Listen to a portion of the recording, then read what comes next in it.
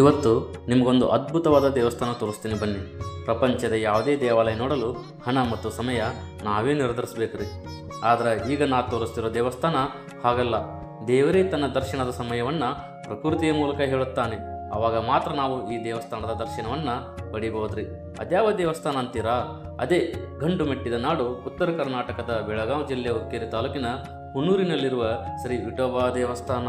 ಈ ದೇವಸ್ಥಾನದ ಮೂಲ ಕೆದಕುತ್ತಾ ಹೋದರೆ 12ನೇ ಶತಮಾನದಲ್ಲಿ ಕಲ್ಯಾಣ ಚಾಲುಕ್ಯರ ಕಾಲದಲ್ಲಿ ನಿರ್ಮಾಣವಾಗಿದೆ ಎಂದು ಗೊತ್ತಾಗುತ್ತೆ. ಅಂದಿನಿಂದ 1927ರವರೆಗೆ ಈ ದೇವಾಲಯವಿತ್ತು.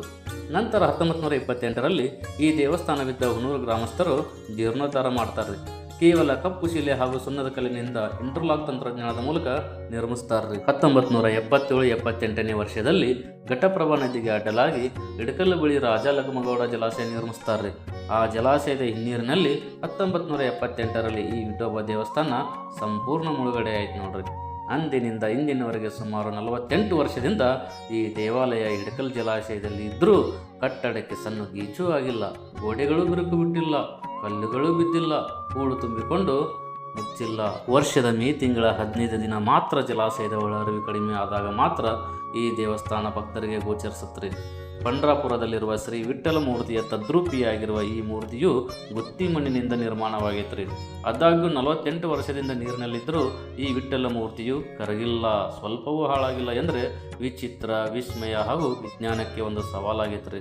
ಈ ದೇವಾಲಯವು ಹೇಮಾಡ್ಪಂಥಿ ವಾಸ್ತುಶೈಲಿಯಲ್ಲಿ ನಿರ್ಮಾಣವಾಗಿದ್ದು ಪಂಡ್ರಾಪುರಕ್ಕೆ ಹೋಗುವ ಭಕ್ತಾದಿಗಳು ಈಗಲೂ ಇಲ್ಲಿ ಒಂದು ದಿನ ತಂಗುತ್ತಾರೆ. ಆದ್ದರಿಂದ ಇದನ್ನು ಚಿಕ್ಕ ಪಂಡರಾಪುರ ಎಂದು ಕರೆಯುತ್ತಾರೆ. ಗರ್ಭಗುಡಿಯಲ್ಲಿದ್ದ 80 kg ಕಂಚಿನ ಗಂಟೆ ದೇವಸ್ಥಾನ ಮುಳುಗಡೆಯಾದಾಗ ನಾಪತ್ತೆಯಾಗಿತ್ತು.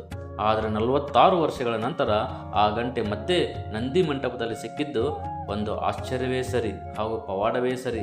ಈಗ ಆ ಗಂಟೆ ಹುನ್ನೂರಿನಲ್ಲಿರುವ ಹೊಸ ವಿಠೋಬಾ ದೇವಸ್ಥಾನದಲ್ಲಿದೆ. ಡ್ಯಾಮ್ ಪೂರ್ತಿಯಾದಾಗ ಈ ದೇವಾಲಯ 90 ಅಡಿ ನೀರಿನಲ್ಲಿರುತ್ತದೆ.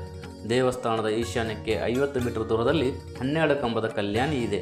ಕಲ್ಯಾಣಿಯ ಮಧ್ಯದಲ್ಲಿ ಶಿವಲಿಂಗ ಇದ್ದಾನೆ. ಆದ್ದರಿಂದ ಇದಕ್ಕೆ ಹರಿಹರ ಕ್ಷೇತ್ರವು ಎಂದು ಕರೆಯುತ್ತಾರೆ. ಆಷಾಢ ಏಕಾದಶಿ ದಿನ ಸೂರ್ಯೋದಯದ ಮೊದಲ ಕಿರಣ ನೇರವಾಗಿ ವಿಠಲನ ಹಣೆಗೆ ಬೀಳುತ್ತದೆ ಎಂದು ಕೇಳಲ್ಪಟ್ಟೆ.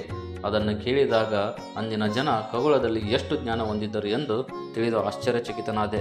ದೇವಸ್ಥಾನದ ದಕ್ಷಿಣ ಗೋಡೆಗೆ 1 ಆನೆ, 2 ಆನೆ, ₹1 ನಾಣ್ಯಗಳನ್ನು ಅಂಟಿಸಿದ್ದಾರೆ.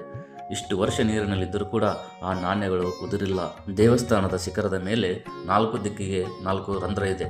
ಕಾರ್ತಿಕ ಹುಣ್ಣಿಮೆ ದಿನ ಆ ರಂಧ್ರಗಳ ಮೂಲಕ ಚಂದ್ರನ ಬೆಳಕು ನೇರವಾಗಿ ಗರ್ಭಗುಡಿಯ 4 ಮೂಲೆಗಳಿಗೆ ಬೀಳುವುದನ್ನು ಕೇಳಿದಾಗ ರೋಮಾಂಚನಕಾರಿಯಾಯಿತು. ಗರ್ಭಗುಡಿಯ ಒಳಗೋಡೆ ಮೇಲೆ ಕೆಂಪು, ಹಳದಿ ಬಣ್ಣದ ಗೆರೆಗಳಿವೆ.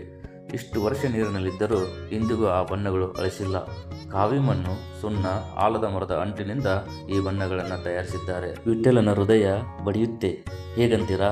ಸ್ಥಳೀಯರು ಹೇಳುವ ಪ್ರಕಾರ ಅಮಾವಾಸ್ಯೆಯ ರಾತ್ರಿ ನೀರಿನ ಕೆಳಗೆ ದೇವಸ್ಥಾನವಿದ್ದಾಗ ನೀರಿನಲ್ಲಿ ಡಬ್ ಡಬ್ ಡಬ್ ಡಬ್ ಎಂದು ಶಬ್ದ ಬರುತ್ತೆ. ಸೋನಾರ್ ಟೆಸ್ಟ್ ಕೂಡ ಮಾಡಲಾಗಿ 0.5 ಹರ್ಟ್ಸ್ ಫ್ರೀಕ್ವೆನ್ಸಿ ರೆಕಾರ್ಡ್ ಆಗಿದೆ. ಹಾಗೆಯೇ ದೇವಸ್ಥಾನವನ್ನು ನೋಡಲು ಬಂದ ಭಕ್ತಾದಿಗಳು ಇಲ್ಲಿನ ಕಲ್ಲುಗಳನ್ನು ಬಳಸಿಕೊಂಡು ಒಂದರ ಮೇಲೆ ಒಂದು ಕಲ್ಲನ್ನು ಇಟ್ಟು ಮನೋ ಅಭಿಲಾಷೆಗಳನ್ನು ವ್ಯಕ್ತಪಡಿಸುತ್ತಾರೆ. ಗರ್ಭಗುಡಿಯ ಮುಂದೆ ಕಲ್ಲಿನಲ್ಲಿ 2 ಪಾದದ ಗುರುತು ಇದೆ.